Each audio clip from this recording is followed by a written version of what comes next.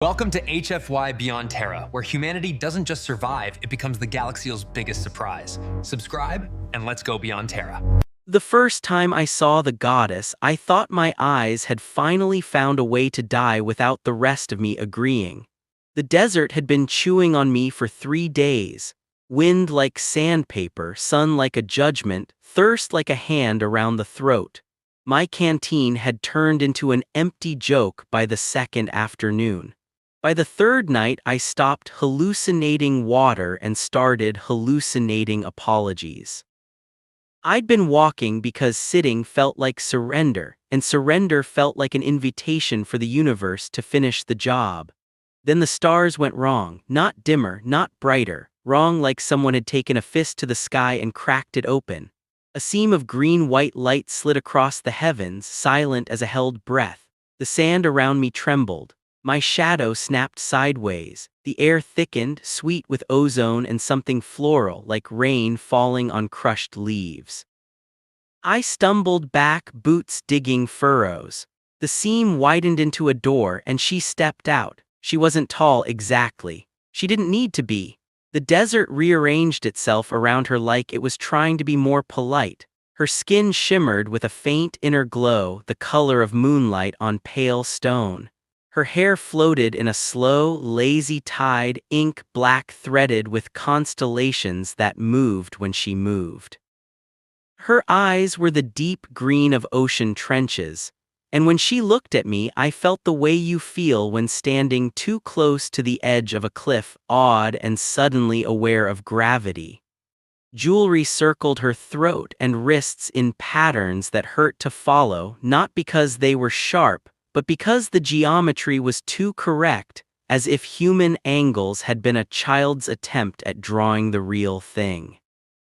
A veil of translucent fabric drifted behind her, embroidered with symbols I didn't recognize but somehow understood as warnings. She raised a hand.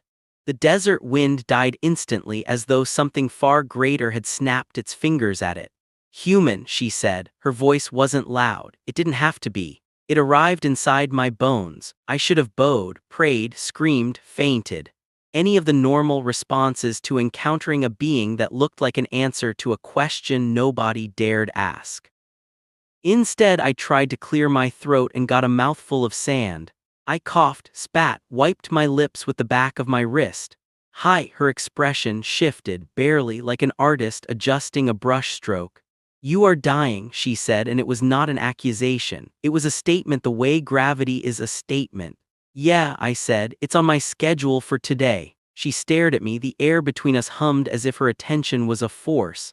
"I am Vayara," she said slowly, "goddess of the third spiral.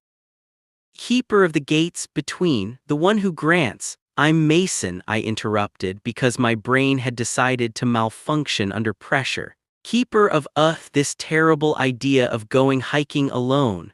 There was a pause. Somewhere far away a grain of sand landed and it sounded like a drum. "You mock me," Vayara said. "No," I said, then immediately regretted the bluntness. "Sorry, I don't mock, it's just. If I don't joke, I think I'll panic, and if I panic, I'll probably die faster, and I'm already doing a pretty efficient job of dying." She tilted her head. "You speak with carelessness." "Occupational hazard," I said. "Humans are like that." Her gaze sharpened. "Humans are dust, a brief flare on a minor world. You should tremble, you should beg." I wanted to argue.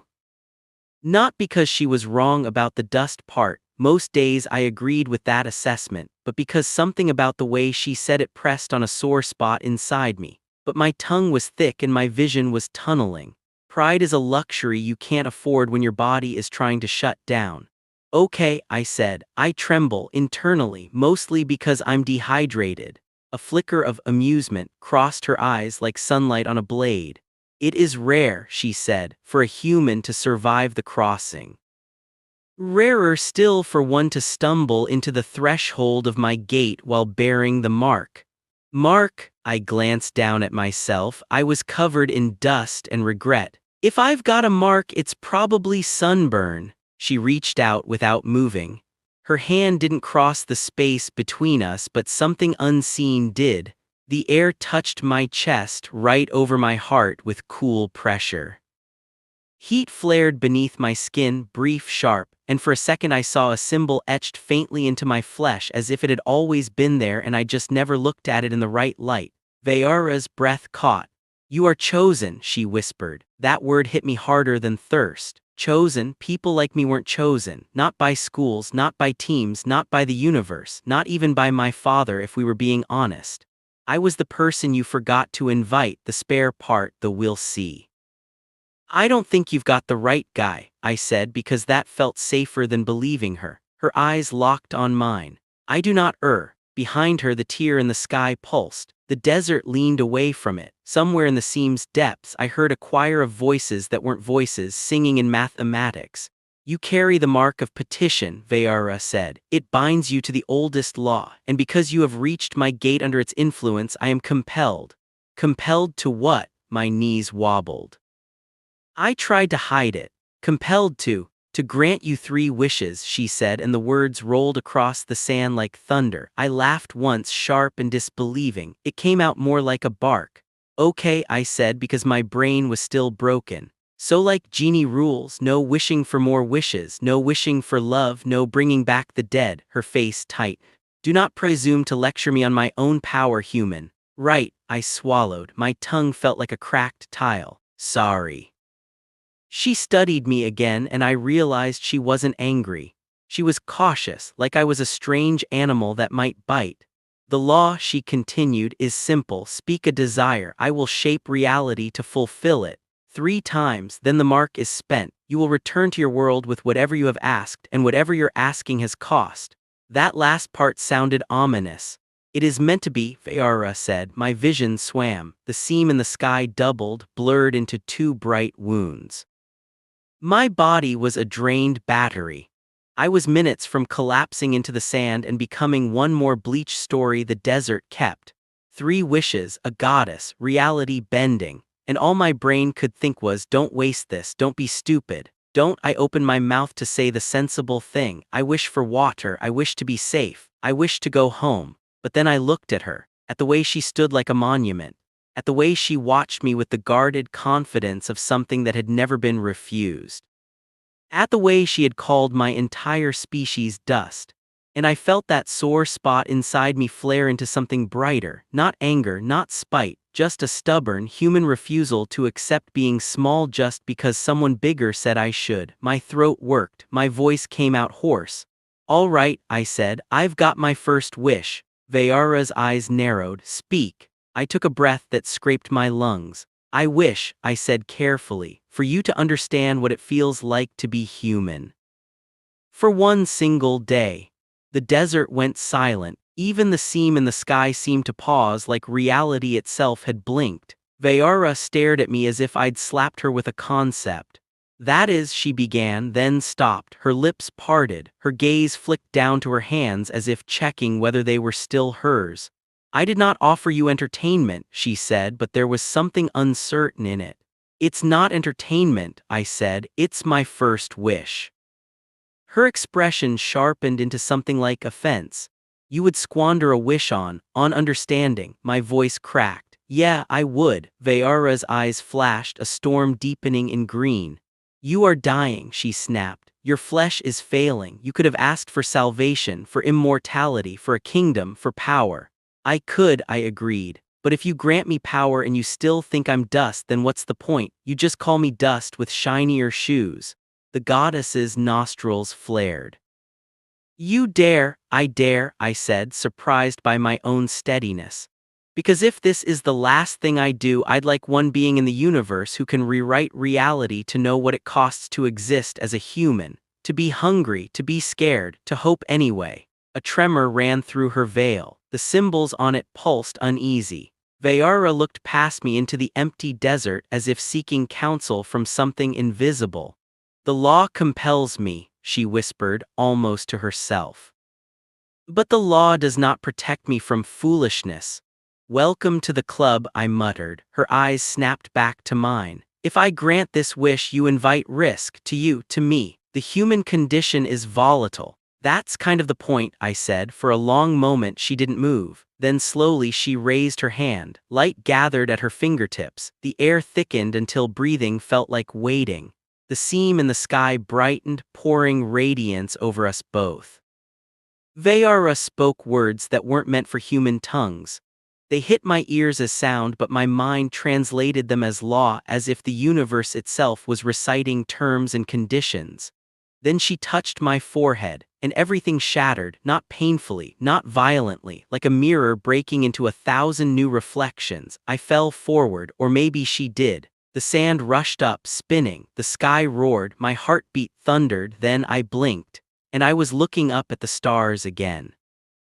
But the stars were steady.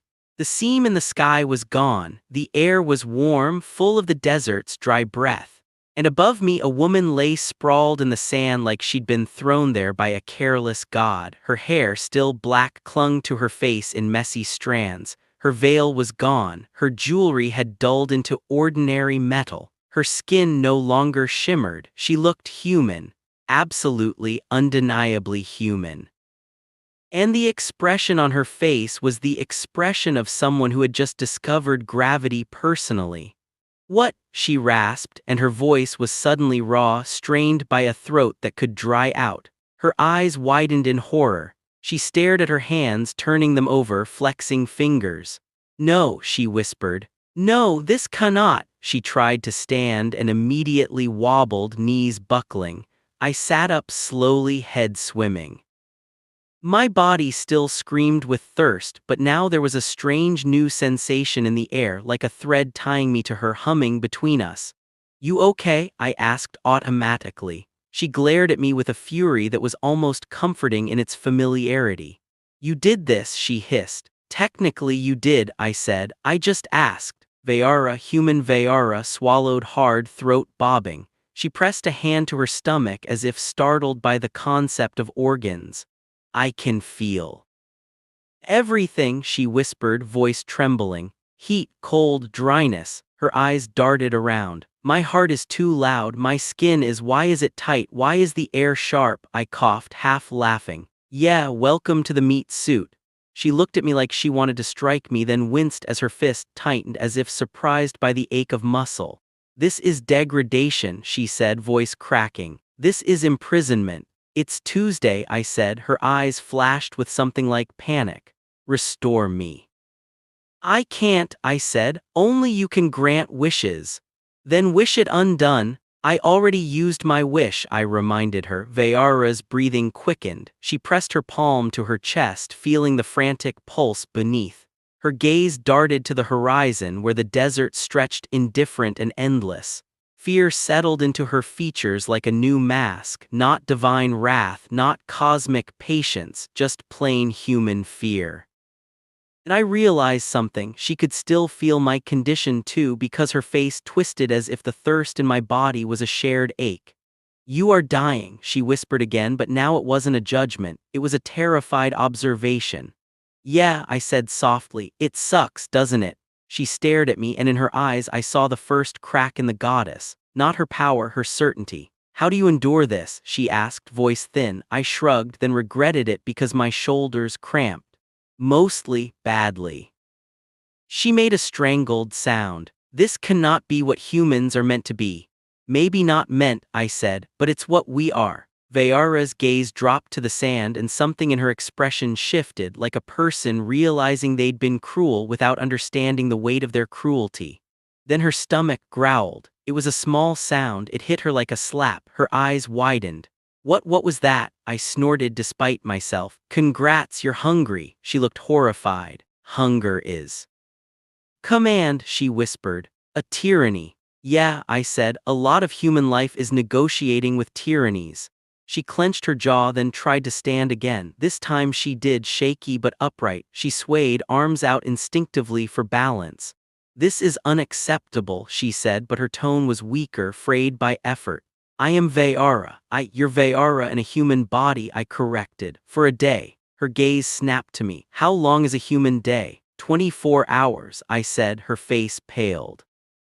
24 hours, I repeated, because it felt important that she understand the scale of it. which, trust me, can feel like a lot longer. She looked at the empty horizon again.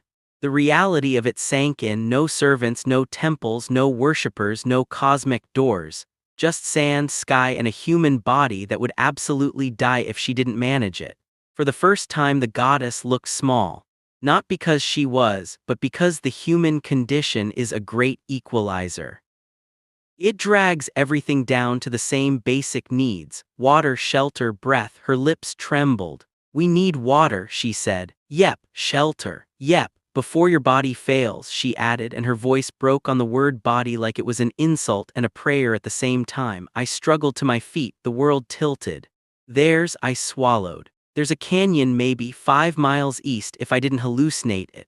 Vayara stared at me. You are not sure. That's kind of my whole life, I said. But it's the best lead we've got. She hesitated, then stepped toward me and staggered again, catching herself on my arm. The touch startled both of us. She flinched like contact was new, then her eyes widened and her grip tightened. I can feel your weakness, she whispered. It is inside you like a storm. Yeah, I said, that's called being alive. She didn't let go. We started walking. The desert didn't care that a goddess was learning mortality. It didn't care that a human was stubborn enough to spend a wish on empathy. It kept stretching and burning and drying the world like it always had. After maybe half an hour, Vayara began to sweat. She stared at the dampness on her palms as if betrayed. This body leaks, she said hoarsely. It's trying to cool you down, I explained. You're losing water. She looked at me horrified. So even cooling is paid for with thirst. Welcome to humans, I said again, but softer. She made a sound of frustration and tried to pull away from my support. Pride flared in her face, divine arrogance wearing a human mask. She took 2 steps alone, then stumbled hard. She caught herself, breathed, glared at the sand as if it had personally plotted against her. I hate this, she said. Same, I admitted. She turned that glare on me. Do you always speak with such acceptance of suffering? I considered. No, I complain constantly, but complaining doesn't make the sun go away. Her brow furrowed. Then why do humans persist? I opened my mouth. No answer came out, because the truth was I didn't know, not in a neat sentence, not in a way that sounded noble. We persisted because we had to, because we were wired to, because every once in a while there was laughter or music or someone's hand in yours, and it felt like the universe had briefly decided not to crush you. We persisted because giving up made the pain mean nothing. But explaining that to a goddess who had never been forced to endure, it felt like trying to explain ocean depth to a fishbowl. So I said the simplest thing. Because sometimes, I rasped, we get to choose what we do with the suffering. Vayara's eyes narrowed. Is that what your wish was, a lesson? No, I said, it was a request. Her grip tightened on my arm again as we walked. A request for what? I stared at the horizon until it blurred. For you to stop calling us dust, I said quietly. And start seeing the fire. Vayara didn't respond, but her breathing changed, slower, more deliberate, like she was listening to her own heartbeat and learning its rhythm. After another stretch of walking, my legs buckled. I went down hard, knees slamming sand. Pain shot up my thighs. I tried to stand and failed. Vayara stumbled beside me, then dropped to her knees too, breath ragged. Her hands hovered over me uncertainly, as if she didn't know what the human protocol was for a collapsing person. Mason, she whispered, and hearing my name in her now human voice did something strange to my chest.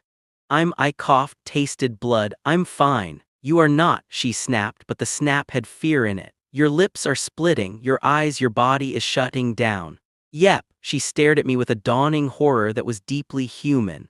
If you die, she whispered, my wish gift ends unfinished. The law, don't worry, I said, words slurring. You'll survive, you're the goddess, you'll figure it out. I am not the goddess now, she said fiercely. I am, she swallowed, eyes shining. I am this, I am breakable. I tried to smile, it probably looked awful. Yeah, she pressed a trembling hand to her face, feeling sweat, sand, the harshness of skin. Then she looked up at the sky, eyes fierce and wet.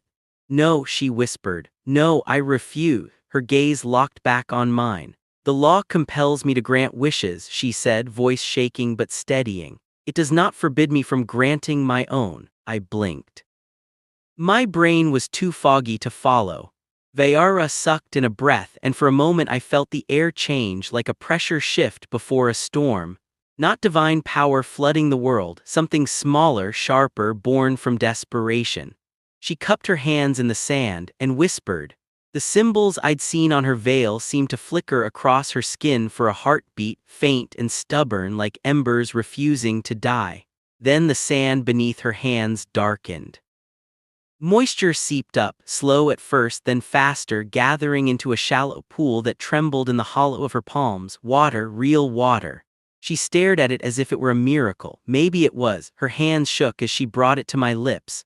Drink, she commanded, and for once it wasn't arrogance. It was care wearing authority because care was scared. I drank. It wasn't much, a mouthful, too, but it hit my body like a bell struck in an empty cathedral.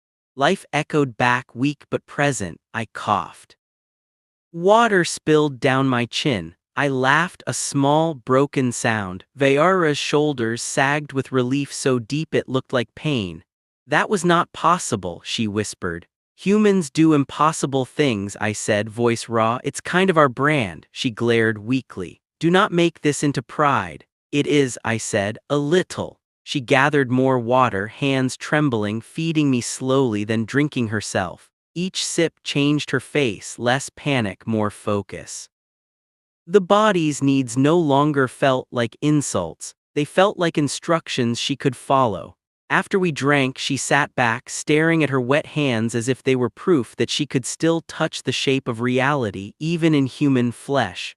How did you do that? I asked, still dazed. Vayara swallowed. I listened. To what? She pressed a hand to her chest, feeling her heart beat. To the hunger, she said softly. To the thirst, to the terror. Her eyes lifted to mine. I listened the way humans must listen all the time. I stared at her, because for the first time since she arrived, she didn't feel like a goddess visiting a desert. She felt like a person who had learned something expensive. Okay, I said, shifting painfully. Good, now we've got water, we still need shade. Vayara nodded, then looked around with narrowed eyes. This body is weak, she muttered, but it is not useless. She stood, swaying but steadier now, and reached into the air with both hands like she was grabbing invisible threads. She didn't summon a palace, she didn't open a gate, she found what was already there. A line of darker sand in the distance, barely noticeable, suggesting a dip, a break in the terrain, a place where wind had carved shelter. We moved again, slower, stopping often. Vayara helped me up, half dragging, half supporting. And as we walked, she kept glancing at me, not with superiority but with something like reluctant respect. Why, she asked after a while, voice quieter, did you not use your first wish to save yourself? I breathed through pain. Because if you didn't understand us, you'd keep treating us like we're disposable. And I'm tired of that. Her jaw tight. You wanted me to feel guilt. I wanted you to feel truth, I said. She fell silent. When we finally reached the dip in the land, it was a shallow canyon, its walls offering a strip of shade like mercy. We collapsed there, panting. Vayara leaned back against stone and closed her eyes. For a while we just existed, breathing, sweating, listening to our heartbeats. Then she opened her eyes and looked at me. You have 2 wishes remaining, she said. Yeah, I said. She hesitated. You could still ask for immortality. I stared at the sliver of sky above the canyon. It was painfully blue. No, I said, her brow furrowed. Why not? Because immortality sounded lonely. Because I didn't trust myself with endless time. Because I'd seen what power did to beings who didn't have to worry about thirst. Because if I lived forever, I might forget how urgent kindness is. I turned my head to look at her. Second wish, I said, voice steadier now that water had revived my tongue. I wish for every time you pass judgment on a human after today, you remember this day. Not as a memory you can ignore, as a feeling you can't dismiss. Vayara's breath caught again. That would bind me, she whispered. Forever. Yeah, I said, it would. She stared at me as if weighing whether I deserved such leverage over a goddess. Then slowly she nodded.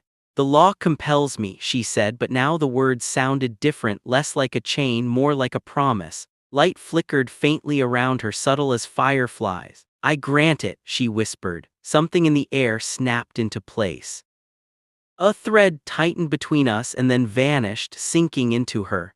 Vayara's eyes widened as the sensation hit her, like the future itself pressing its thumbprint into her heart. She exhaled, trembling. "You are dangerous," she whispered. I smiled faintly. "Humans are like that." She let out a short laugh, genuine, surprised. Then she sobered, gaze dropping to the sand. "One wish remains," she said. I leaned my head back against the canyon wall. My body still hurt, but now I could feel life returning like a slow tide. The third wish was the easiest in a way, and the hardest. I could ask for money, for fame, for revenge on every person who'd ever looked down on me, for a world that made sense, but I'd already seen what it meant to change reality without understanding the cost. I just forced a goddess to wear pain like a coat. So I chose something smaller, something human. I looked at Vayara, this being who had lived above need, now sitting in the shade with sand stuck to her cheek, breathing like the rest of us. "I wish," I said, "to make it home alive." Vayara's eyes softened. "For that," she said, voice gentle now, "I need no law to compel me." She reached out and touched my forehead again, but this time it didn't feel like a command. It felt like a hand steadying you before a fall. The canyon wall shimmered, the air folded. The smell of desert snapped away, replaced by cool night air and the sharp scent of pine. I blinked. We were no longer in sand. We were on a rocky hillside under a different sky, the moon hanging familiar and close. Below us, a road curved like a gray ribbon through the trees. In the distance, headlights moved, tiny human stars. I sucked in a breath and laughed, half delirious with relief. Vayara stood beside me, human still, staring down at the road as if it were a miracle too. "You did it," I whispered. "I granted your wish," she corrected, but there was no arrogance in it. Then her eyes flicked to the horizon and I saw the faintest shimmer at the edge of reality, a doorway waiting. Her day as human was still ticking away. She looked at her hands one more time, then she looked at me. "I will return," she said softly, "to what I was." "Yeah," I said, "guess so." "And yet," she added, voice quiet, "I will not return unchanged." I nodded, feeling something tight in my chest. "That was the point," I said. Vayara stepped closer. For a moment she seemed unsure, like she didn't know what humans did at endings. Then she did something astonishingly simple. She pressed her forehead to mine, a human gesture, intimate and grounding. "I will remember thirst," she whispered. "I will remember weakness." Her voice trembled. "And I will remember that a dying human spent his first wish not on himself, but on understanding." I swallowed hard. "Don't get sentimental," I managed. Her lips twitched. "I am human, it seems unavoidable." The shimmer behind her brightened. Vayara straightened, eyes deepening, power stirring beneath her borrowed skin like a waking sea. "Live Mason," she said, and this time it was both command and blessing. "Live with the stubborn fire of your kind." Then she stepped backward into the shimmer. The night air snapped. The shimmer vanished. And I was alone on the hillside, breathing pine-sweet air, listening to my heartbeat, watching human headlights crawl along the road like patient, imperfect stars.